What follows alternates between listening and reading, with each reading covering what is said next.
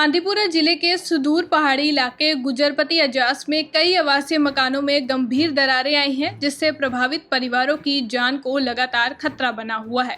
इन मकानों की बिगड़ती हालत के कारण निवासी परेशान हैं और अपनी सुरक्षा को लेकर चिंतित हैं।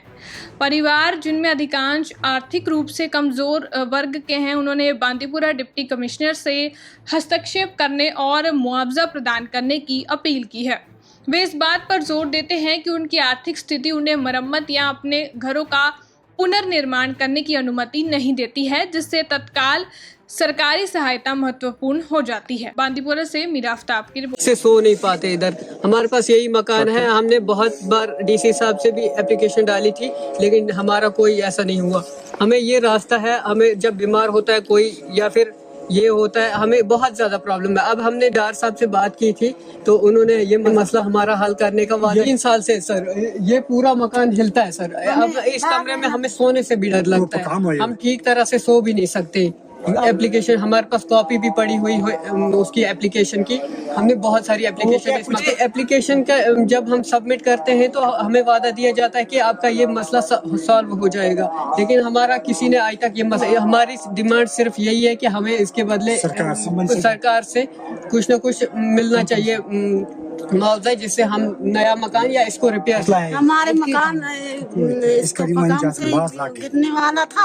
हम बहुत डर लगती है, तो सो नहीं पाते, तो डर लगती है। हमें कोई मदद अपील करना चाहेंगे, हमें कोई मदद मिले इस मकान के लिए। हम बहुत डर लगती है, बच्चों गिरने वाले बच्चों को, छोटे बच्चे, हम बाहर सोते किसी वक्त, डर लगती है बहुत हमें। मकान इस वक्त बिल्कुल खतरा का बटू पर है वो मकान। अगर किसी वक्त हवा हो जाए या कुछ जमीन फट जाए तो वो खत्म है। क्या कि जनाब से किसी ने सुना नहीं, किसी ने सुना, गरीब का नहीं, नीचे से किसी ने नहीं सुना। 2 मकान खत्म हो गए। 2 मकान उससे पहले भी खत्म हुआ। मैं तक हूँ इस वक्त क्या करूँ? अगर 2-4 लाख रुपया उसके ऊपर इस वक्त लगा, वो उनके सलीम। मैंने गवर्नमेंट कोई मदद करती नहीं इस वक्त पर।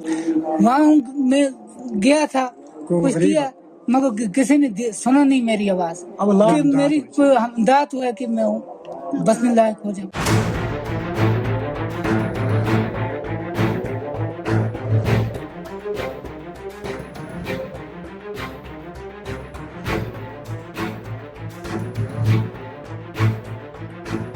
बांदीपुरा जिले के सुदूर पहाड़ी इलाके गुजरपति अजास में कई आवासीय मकानों में गंभीर दरारें आई हैं, जिससे प्रभावित परिवारों की जान को लगातार खतरा बना हुआ है। इन मकानों की बिगड़ती हालत के कारण निवासी परेशान हैं और अपनी सुरक्षा को लेकर चिंतित हैं। परिवार, जिनमें अधिकांश आर्थिक रूप से कमजोर वर्ग के हैं, उन्होंने बांदीपुरा डिप्टी कमिश्नर से हस्तक्षेप करने और मुआवजा प्रदान करने की अपील की है।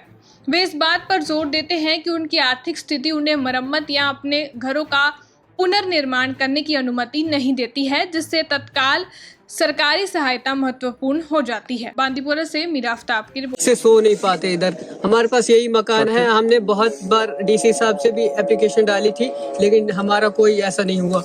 हमें ये रास्ता है, हमें जब बीमार होता है कोई या फिर ये होता है, हमें बहुत ज्यादा प्रॉब्लम है। अब हमने डार साहब से बात की थी तो उन्होंने ये मसला हमारा हल करने का वादा। 3 साल से सर ये पूरा मकान हिलता है सर। अब इस कमरे में हमें सोने से भी डर लगता है। हम ठीक तरह से सो भी नहीं सकते। एप्लीकेशन हमारे पास कॉपी भी पड़ी हुई है उसकी एप्लीकेशन की। हमने बहुत सारी एप्लीकेशन का जब हम सबमिट करते हैं तो हमें वादा दिया जाता है कि आपका ये मसला सॉल्व हो जाएगा, लेकिन हमारा किसी ने आज तक ये हमारी डिमांड सिर्फ यही है कि हमें इसके बदले सरकार से कुछ न कुछ मिलना चाहिए मुआवजा, जिससे हम नया मकान या इसको रिपेयर। हमारे मकान इसको मकान से गिरने वाला था। हम बहुत डर लगती है, तो सो नहीं पाते, तो डर लगती है। हमें कोई मदद अपील करना चाहेंगे, हमें कोई मदद मिले इस मकान के लिए। हम बहुत डर लगती है, बच्चों गिरने वाले बच्चों को, छोटे बच्चे, हम बाहर सोते किसी वक्त, डर लगती है बहुत हमें। मकान इस वक्त बिल्कुल खतरा का बटू पर है वो मकान। अगर किसी वक्त हवा हो जाए या कुछ जमीन फट जाए तो वो खत्म है। क्या के जनाब से किसी ने सुना नहीं, किसी ने सुना गरीब का नहीं, नीचे से किसी ने नहीं सुना। 2 मकान खत्म हो गए। तो 2 मकान तो उससे पहले भी खत्म हुआ। ये मैं तक हूँ इस वक्त क्या करूँ?